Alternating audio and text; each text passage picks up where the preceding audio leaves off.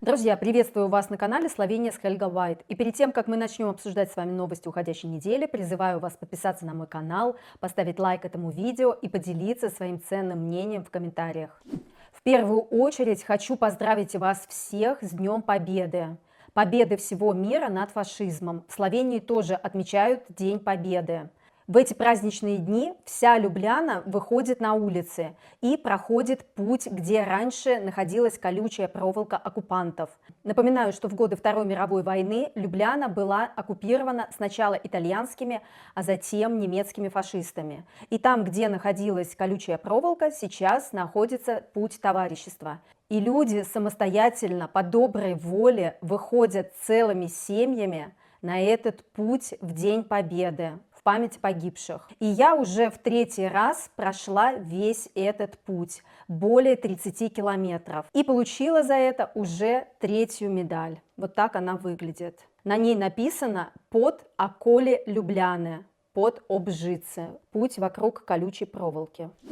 В Словении активно развивается нелегальный рынок эстетических процедур, включая инъекции филлеров и ботокса. Многие клиенты ищут дешевые альтернативы, часто через социальные сети, и обращаются к несертифицированным специалистам. Такие процедуры проводятся в неподобающих условиях, в квартирах, гостиничных номерах или маленьких салонах, без должной стерилизации и контроля качества материалов. Риски для здоровья значительны, от аллергических реакций и инфекций до необратимых повреждений тканей.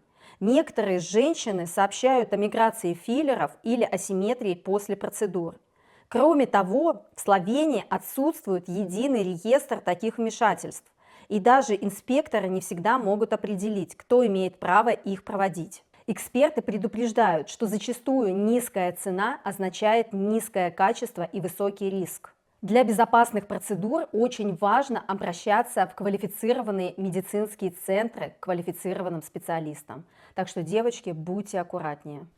Сколько зарабатывают сотрудники гипермаркета Lidl в Словении? Начальная заработная плата продавца-кассира составляет 1450 евро брутто в месяц и может достигать 1650 евро брутто. А начальная заработная плата кладовщика составляет 1350 евро брутто в месяц с возможностью повышения до 1530 евро брутто. Данные зарплаты актуальны для 36-часовой рабочей недели. Кроме того, сотрудники Lidl получают дополнительные выплаты, бонусы за успешность бизнеса, повышенный отпускной бонус и компенсацию за питание. Компания также вносит взносы в дополнительную пенсионную программу на сумму 480 евро в год на каждого сотрудника. Данные условия делают Lidl самой перспективной компанией для соискателей в Словении. Интересно, сколько раз в месяц кладовщик из Lidl может сходить со своей зарплатой за покупками в Lidl? Делитесь своим мнением в комментариях, считаете ли вы такие зарплаты достойными или нет.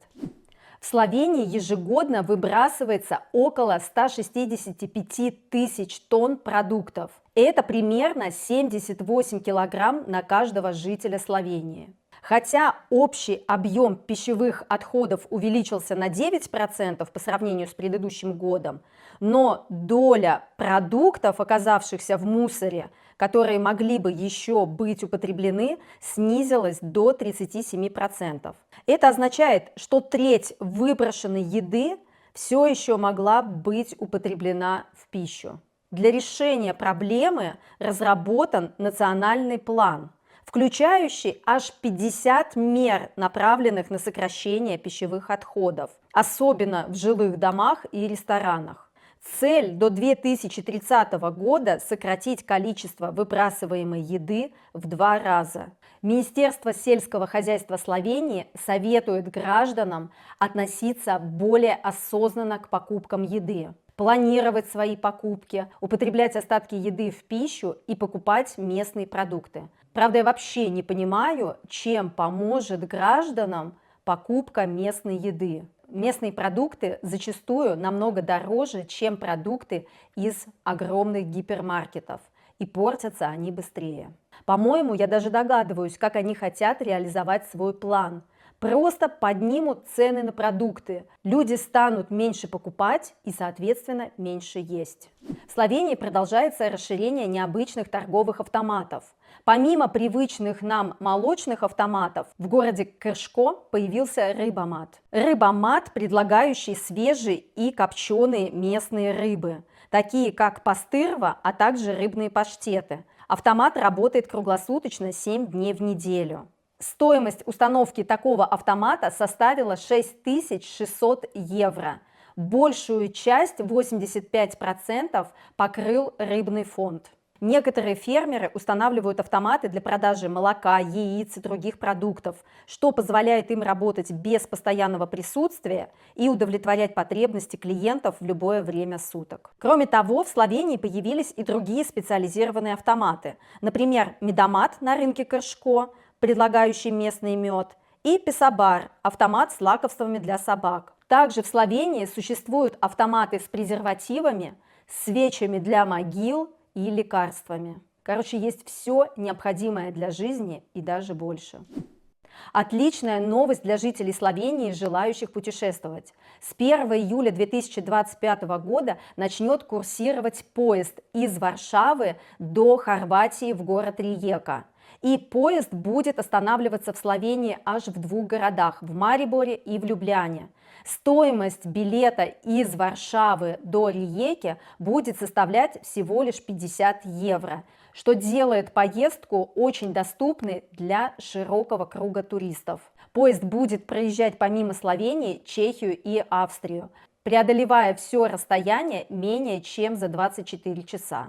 Отправление из Варшавы запланировано около 2 часов дня, а прибытие в Риеку на следующее утро до 9 утра. Однако запуск маршрута зависит от согласования с международными железнодорожными партнерами, особенно в Австрии и Словении, где инфраструктурные ограничения могут повлиять на расписание. Я бы с удовольствием прокатилась на этом поезде. Мне очень нравится путешествовать на поездах. Анна Рош, шеф-повар известного словенского мишленовского ресторана «Хиша Франко», открывает новый ресторан за пределами Словении. Анна Рош выбрала простое, незамысловатое название для своего нового ресторана.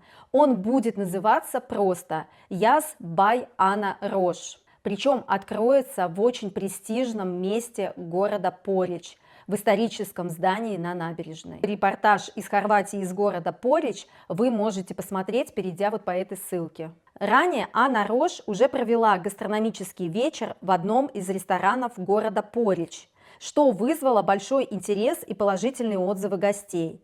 Сейчас она готова представить свою концепцию на постоянной основе, расширяя гастрономическую карту региона. Ресторан «Яс бай Анна Рош» будет работать в тесном сотрудничестве с местными фермерами и поставщиками, продолжая философию устойчивого и локального подхода. В свою очередь хочу пожелать огромного успеха Анне Рош в Хорватии. Друзья, и в конце традиционно новости погоды от Алисы. Алиса, какая погода будет в понедельник в Любляне? 12 мая в Любляне от плюс 9 до плюс 16. Небольшой дождь. Спасибо, Алиса. Какое приятное слово. На здоровье! Друзья, на этом мои новости подошли к концу. Не забывайте, пожалуйста, подписываться на канал, ставить лайки и делиться своим ценным мнением в комментариях. Пока-пока, до новых встреч!